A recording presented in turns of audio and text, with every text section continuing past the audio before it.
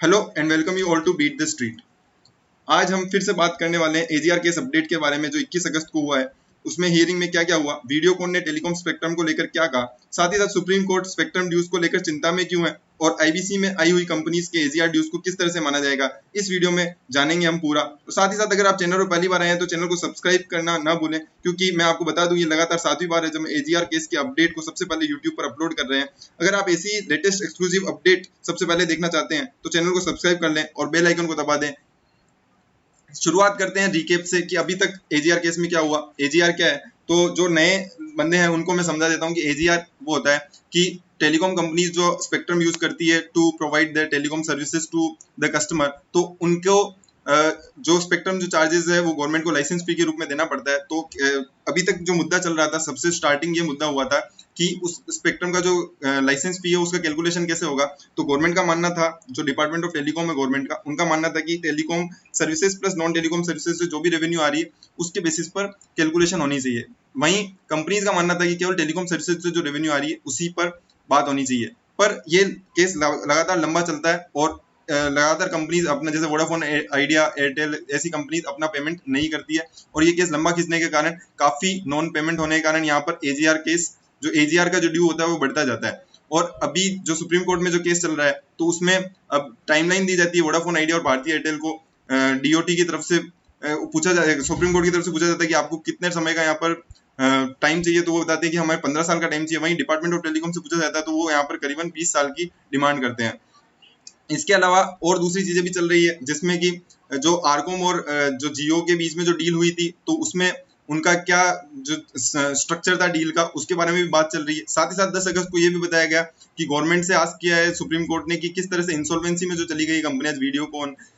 RCom, तो उनसे किस तरह से ड्यूज को रिकवर किया जाएगा, उसे फाइनेंशियल ड्यू माना जाएगा या ऑपरेशनल ड्यू माना जाएगा। साथ ही साथ 19 अगस्त को जो सीनियर एडवोकेट हैं आरकॉम के, उन्होंने ये भी बताया, जो हरीश साल्वे हैं, उन्होंने बताया कि लिक्विडेशन में अगर स्पेक्ट्रम सेल को अगर हम इसको नहीं मानते हैं, असेट नहीं मानते हैं, तो कंपनी आरकॉम है वो पूरी तरह लिक्विडेट हो जाएगी। जो आईबीसी में गई हुई है वो भी लिक्विडेट हो जाएगी। तो यहाँ पर ये अभी तक बड़ी बड़ी बातें जो निकल के, अगर आपको पूरा डिटेल में समझना है तो हमारे 6 वीडियोस और हैं जो कि लिंक डिस्क्रिप्शन में दी गई है, तो आप पूरा उस पर डिटेल में समझ सकते हैं। आज की हियरिंग की बात करते हैं कि आज की हियरिंग में क्या हुआ। तो वीडियोकॉन काउंसिल से हियरिंग स्टार्ट होती है कि वीडियोकॉन काउंसिल सुप्रीम कोर्ट को बताता है कि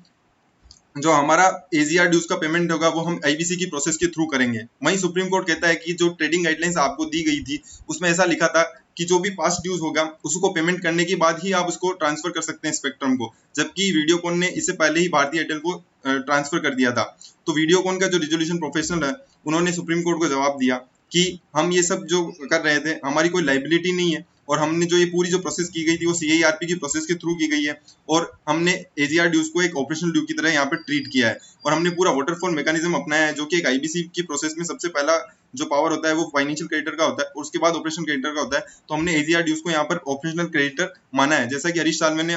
कल की वीडियो में हमने बात भी की थी कि आरकॉम के केस में बताया है कि उसे ऑपरेशनल क्रेडिटर क्यों माना है और वो अभी तक पूरी चीज पेंडिंग है। दूसरी बात, फिर साल्वे जो जियो के जो काउंसिल है उन्होंने बताया कि हमारे को इस तरह का कोई भी नोटिस नहीं मिला है कि एडिशनल ड्यूज जो कि डिपार्टमेंट ऑफ टेलीकॉम ने क्लेम किया हो। साथ ही साथ कपिल सिब्बल भी कहते हैं कि हमें भी इस तरह का कोई भी नोटिस नहीं मिला है कि गवर्नमेंट ने वो एडिशनल ड्यूज का डिमांड किया हो। साथ ही साथ आरकॉम के जो सीओसी है उसके लिए साल्वे बोलते हैं कि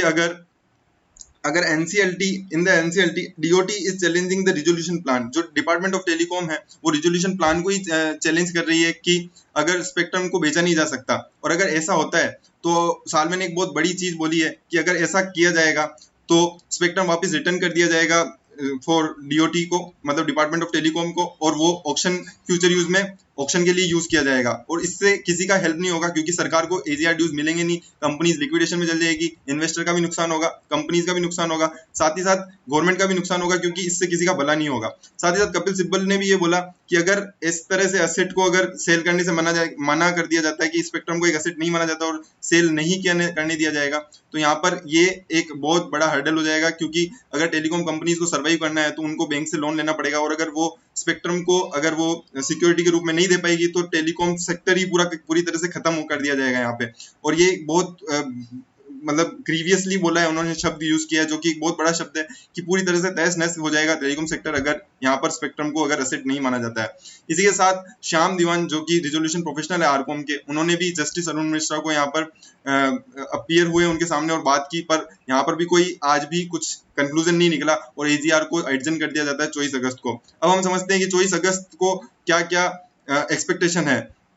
तो गवर्नमेंट यहाँ पर वापस वही 20 साल और 15 साल की अभी तक टाइमलाइन को स्टेगर्ड पेमेंट का अभी तक डिसीजन नहीं आ पाया है। भारतीय एयरटेल वोडाफोन आइडिया ने यहाँ पे 15 साल का डिमांड किया था, वहीं गवर्नमेंट को 20 साल का डिमांड किया था। साथ ही साथ एक्सपेक्टेशन नेक्स्ट हियरिंग से हम क्या क्या है, तो फाइनल डिसीजन अभी तक पेंडिंग है, क्या है टाइमलाइन हो सकती है। साथ ही साथ इंसॉल्वेंट कंपनीज के जो स्पेक्ट्रम सेल के बारे में बात की गई है उसमें भी अभी तक कोई भी कंक्लूजन नहीं निकला है कि उसे ऑपरेशनल माना जाएगा, फाइनेंशियल माना जाएगा। और स्पेक्ट्रम यूजेज और रेवेन्यू शेयरिंग जो गाइडलाइन है सुप्रीम कोर्ट ने अभी तक नहीं दी है। और इसके अलावा हु लाइबल टू पे एजीआर, अगर शेयरिंग होती है जियो और आरकॉम की तो कौन इसको लिए लाइबल होगा, आरकॉम होगा या जियो होगा, ये भी अभी तक कंक्लूजन नहीं आया। और ऑपरेशनल क्रेडिटर फाइनेंशियल क्रेडिटर की बात तो पेंडिंग ही है। तो अगर आप इसी तरह की लेटेस्ट अपडेट्स सबसे पहले देखना चाहते हैं तो हमारे चैनल को सब्सक्राइब करना ना भूलें। और आपको अगर पूरा डिटेल केस समझना है तो आप नीचे लिंक में डिस्क्रिप्शन में हमने 6 पूरी हियरिंग की लिस्टिंग दी हुई है, तो आप उसे जरूर देखें और सब्सक्राइब करें हमारे चैनल को, बेल आइकन को दबा दें, क्योंकि ये आपके लिए लेटेस्ट खबरों के लिए आपके लिए हम लेटेस्ट खबरें लेके आते रहते हैं।